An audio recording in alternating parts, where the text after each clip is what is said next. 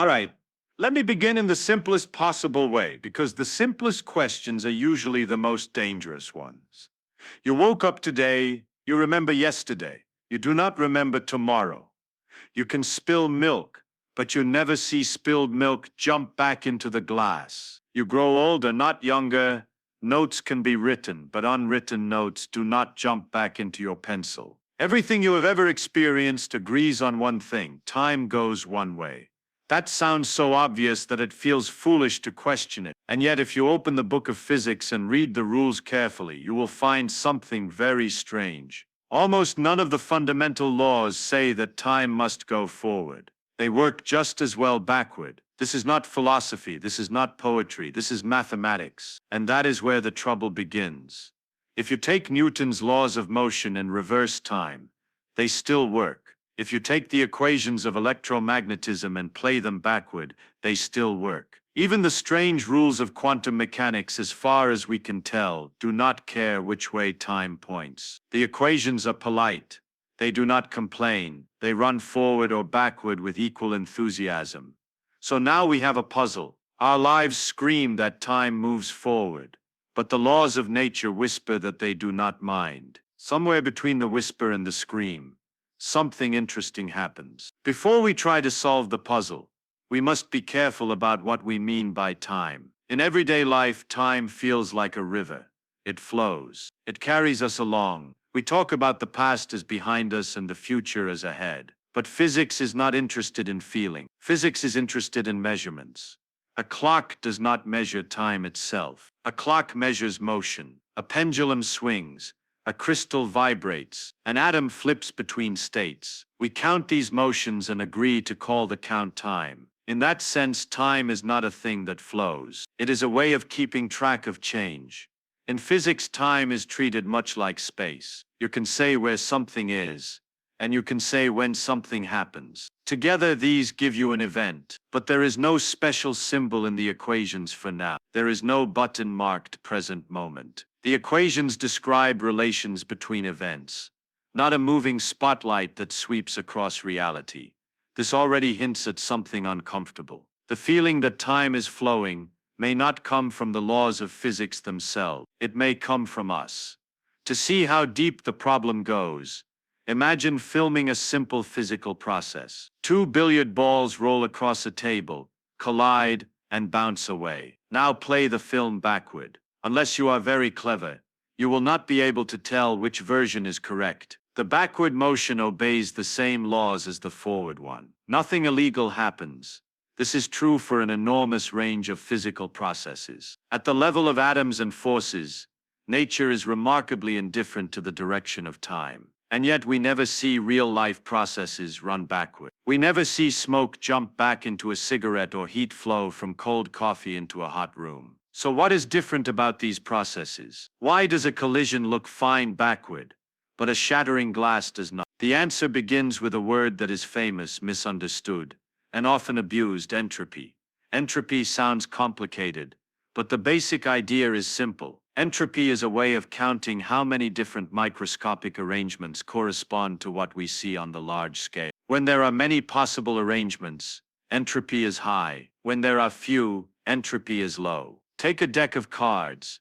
A neatly ordered deck is very special. There is essentially one arrangement that counts as perfectly ordered. A shuffled deck, on the other hand, can be arranged in an enormous number of ways. Almost every random shuffle looks messy. That messiness is not mysterious. It is simply more common. Now replace cards with atoms. A glass sitting intact on a table is a very special arrangement of atoms. A shattered glass is not one arrangement, but an astronomically large number of arrangements. That is why glasses break, but do not reassemble. Not because it is forbidden, but because it is absurdly unlikely. This idea is captured in the second law of thermodynamics. It says that, in an isolated system, entropy tends to increase. Notice the careful language. It does not say entropy must increase. It says it tends to increase. This is a statement about probability, not destiny. Here is the crucial point. The second law is not like Newton's laws. It is not exact in the same way. It is statistical.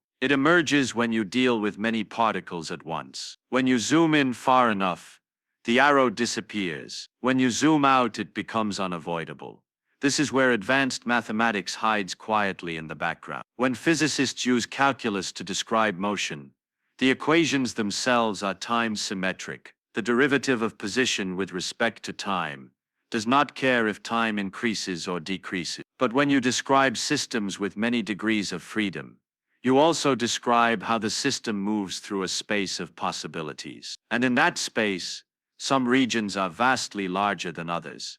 A system naturally wanders into regions that are larger, simply because there is more room. This wandering is what we call entropy increase. Time's arrow is not written into the equations. It is written into the statistics. Now let us connect this to your experience. Why do you remember the past but not the future? Memory is not magic. Memory is physical. Your brain stores information by changing physical states. Neurons fire. Chemicals move. Energy is dissipated. All of this increases entropy. To form a memory, you must leave a trace. That trace requires disorder somewhere else. A notebook becomes warmer. Your brain releases heat. Entropy goes up. The past is the set of events that have left record. The future has not left records yet. This is why you never remember the future. Not because it is hidden from you by fate, but because memory itself depends on the same process that gives time its direction. Notice how everything is lining up. Broken glass is aging.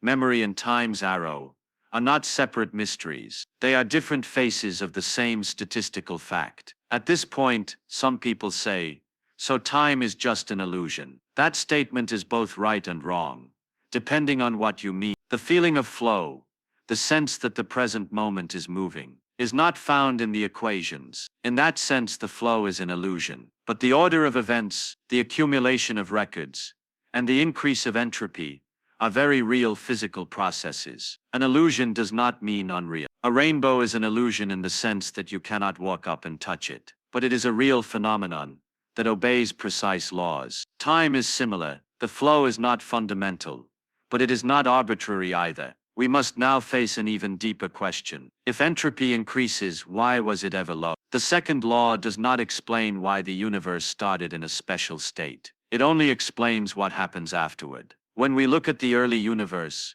we find something astonishing. It was extremely smooth, ordered and low in entropy. This initial condition is the ultimate source of the arrow of time. If the universe had started in a messy state, there would be no direction to time as we experience it. No stars, no life, no memory. Why did it start that way? That is a question physics has not fully answered. And it is important to be honest about that. Science progresses not by pretending to know everything, but by knowing exactly where its ignorance lies. What we can say is this: given a low entropy beginning and time-symmetric laws, everything else follows naturally. The arrow of time is not a separate law, it is a consequence. You might now wonder how this fits with relativity, where time and space are mixed together. Relativity teaches us that different observers slice time differently. What is now for one observer is not now for another. This disturbs our intuition, but it does not destroy the arrow of time. Entropy still increases along every observer's experience. Records still accumulate in one direction. Quantum mechanics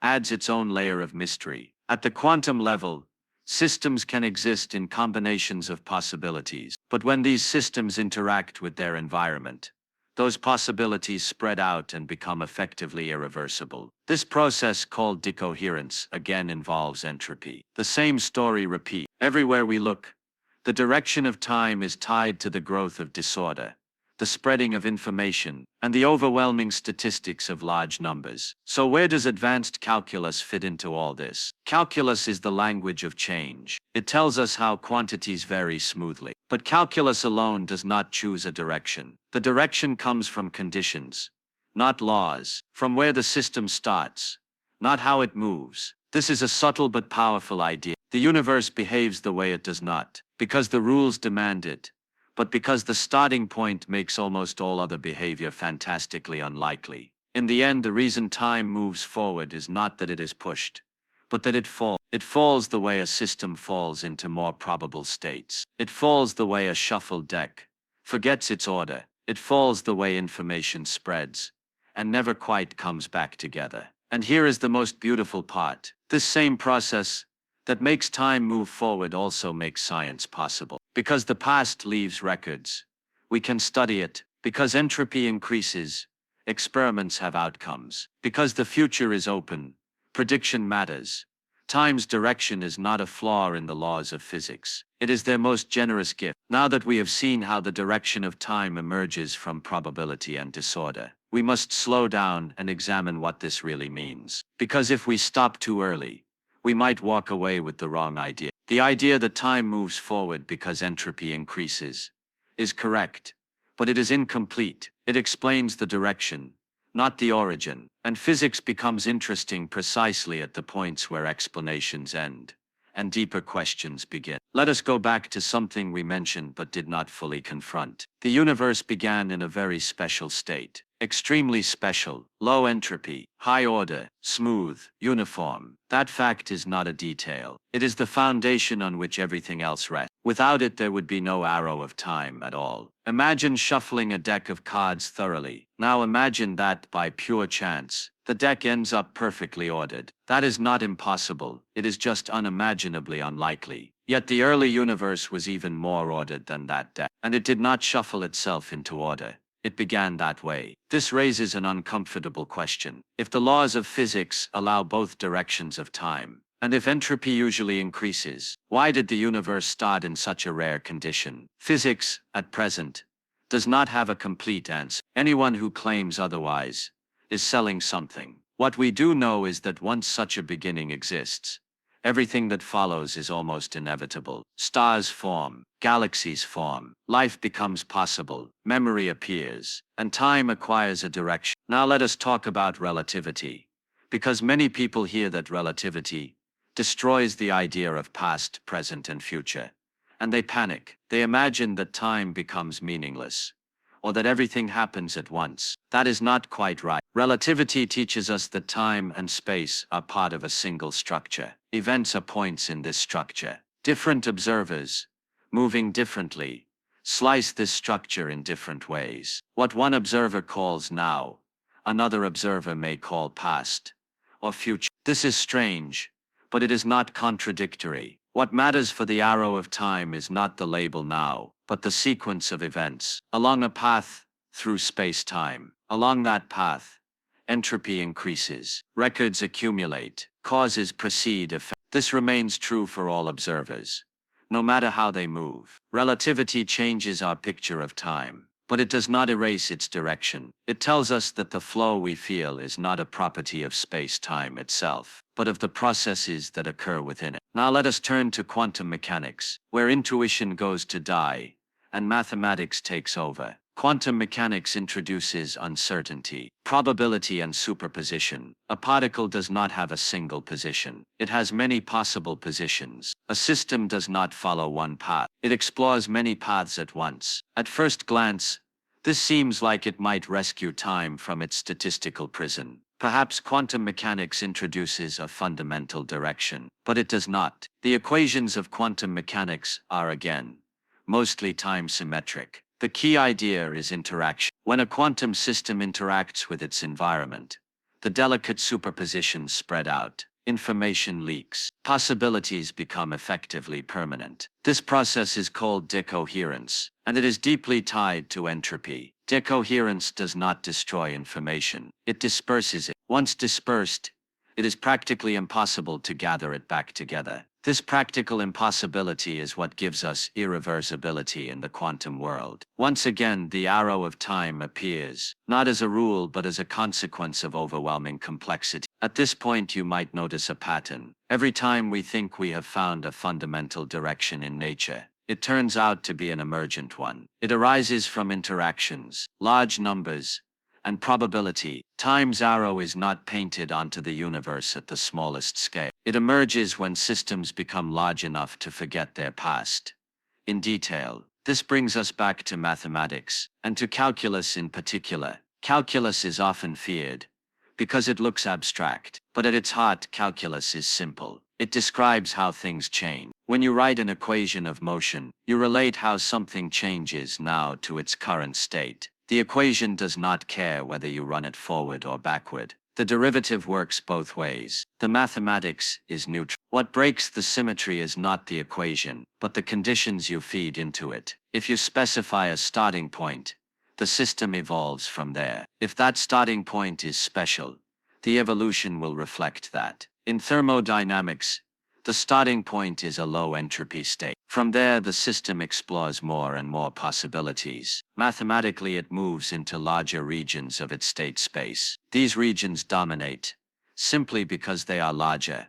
This is a geometric idea as much as a physical one. In a space of all possible arrangements, most points correspond to disorder. Order occupies a tiny corner. Once you leave that corner, you are very unlikely to return. Now we must confront a philosophical temptation. Some people conclude that if the future is just a matter of probability, then everything is predetermined in some hidden way. Others conclude the opposite, that randomness rules all and meaning disappears. Both conclusions miss the point. The future is open in a very specific sense. It is not fixed because the universe has not yet explored those states. The past is fixed because it has left records. These records constrain what could have happened. The future has no such constraints. This asymmetry is not mystical. It is physical. It is the difference between what has left traces and what has not.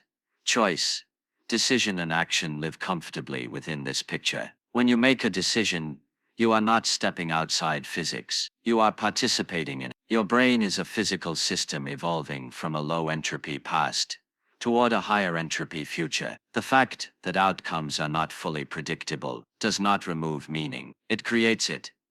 Now let us address a common misunderstanding. When people hear that time might be an illusion, they imagine that nothing really happens, or that everything is frozen. This is not what physics says. The illusion is not that events occur. The illusion is that there is a universal, flowing present that sweeps across the universe. Physics does not contain such a thing, but physics does contain sequences of events, causal relationships, and irreversible processes. These are not illusions. They are measurable, testable, and real. The arrow of time is not something we add to physics to make ourselves comfortable. It is something that emerges when physics is applied to systems like us. At this point, it is worth reflecting on how strange and wonderful this is. The same statistical principle that makes heat flow from hot to cold also makes memory possible. The same disorder that erases information also creates the conditions for learning. The same arrow that pushes us forward also allows us to understand where we came from. There is a deep unity here. Time, entropy, knowledge, and life are not separate topics. They are different aspects of the same physical story. We often imagine that the goal of physics is to remove mystery. In truth, the goal is to replace shallow mystery with deep mystery. We no longer ask why time flows like a river. We ask why the universe began in a state that allowed rivers at all, and that question remains open. Some ideas suggest that many universes exist, each with different beginnings. We find ourselves in one with low initial entropy, because only such a universe allows observation. Other ideas suggest new principles that we have not yet discovered. At present, these ideas are speculative. What matters is that physics knows where it stands. There is a temptation to think that not knowing the ultimate reason for time's arrow is a failure. It is not. It is an invitation. It tells us where to look next. Until then, we can say something firm and beautiful. Time moves forward, not because the laws demand it, but because the universe began in a state where moving forward was almost unavoidable. The future is not written, but the past is etched deeply into the structure of the world. This understanding does not diminish wonder, it increases it. The universe did not need to produce memory, meaning, or curiosity. Yet here they are, emerging naturally from simple rules and a special beginning. And perhaps that is the most important lesson. The direction of time is not a command, it is a consequence. And consequences, when understood, are far more interesting than commands.